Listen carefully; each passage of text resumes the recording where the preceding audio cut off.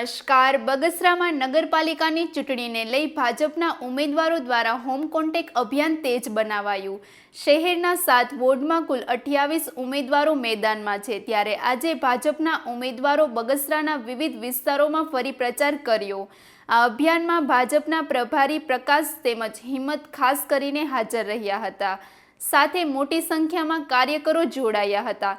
વિશેષ વાત એ છે કે વોર્ડ નંબર 2 માંથી 21 વર્ષીય કોલેજિયન વિદ્યાર્થીને ભાજપની ટિકિટ આપવામાં આવી, જે જોરદાર પ્રચારમાં લાગી. વધુ સમાચાર માટે જોડાયેલા રહો આરપી ગુજરાત ન્યૂઝ રાજકોટ.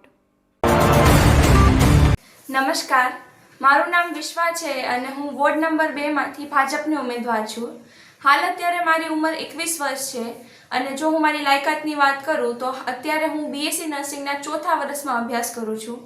હું શિક્ષિત છું અને યુવા છું અને એ જ મારી તાકાત છે. અને આટલી નાની ઉંમર હોવા છતાં ભાજપે મને ટિકિટ આપી અને મારી ઉપર જિમ્મેદારી મૂકી છે, ભરોસો મૂક્યો છે, તો એની બદલ પણ હું આભારી છું પાર્ટીને.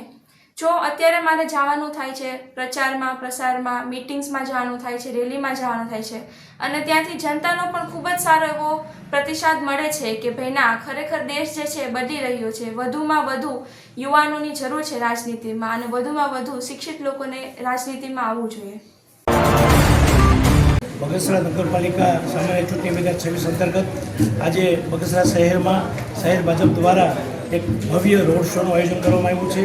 આજે ભારતીય જનતા પાર્ટીના તમામ ઉમેદવારો અને ભારતીય જનતા પાર્ટીના શ્રેષ્ઠ કાર્યકરો અને આગેવાનો રસ્તા ઉપર ઉતરી અને ઠેર ઠેર દુકાને અને ઘરે ઘરે સંપર્ક અભિયાન કરી અને ભારતની જે રાજ્ય સરકાર અને કેન્દ્ર સરકારની જે લોક કલ્યાણકારી યોજના છે એનાથી લોકોને પરિચિત કરી અને ભારત માતાની જય ઘોષ સાથે 4 મત આવતા દિવસોમાં જ્યારે 26 તારીખે ચૂંટણી છે ત્યારે તમામ મતદારોને અમે વિનંતી કરીએ છીએ કે આવતી 26 તારીખે 4 મત ભારતીય જનતા પાર્ટીના વોર્ડ નંબર 1 થી સાથે 7 વોર્ડમાં 28 ઉમેદવારને જંગી બહુમતીથી ચૂંટે અને ભારતીય જનતા પાર્ટીને વિજયનો જે માવઠો છે એ લવકાવે એવી અમે વિનંતી કરી છે.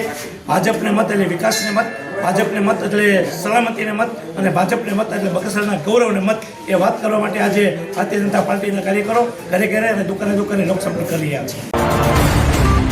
પ્રતિબદ્ધ થવા માંગુ છું. હું વાત કરું તમને તો હું બધી મિટિંગમાં કહેતી હોય છે કે ભારતીય જનતા પાર્ટી આપણને ઘણું બધું આપેલું છે. ઘણી બધી યોજનાઓ આપણને આપેલી છે, જેમાંની અમુક યોજના છે કે ભાઈ જનધન યોજના છે, આવાસ યોજના છે, ગરીબ કલ્યાણ યોજના છે, પછી PMJમાં 5 થી 10 લાખની સહાય આપતા હોય છે. તો આપણો બધાનો સરકાર ઉપર ઓલું કહેવાય ને, આપણા વડીલો કે આપણને કોઈ મુશ્કેલીના સમયમાં કોઈ મદદ કરે ને તો આપણો એક હોય કે આપણે હવે એને ઋણ ચૂકવવાનું. તો આ સમય આવી ગયો છે કે આપણો જે છે ને એ ઋણ ચૂકવવાનો સમય છે.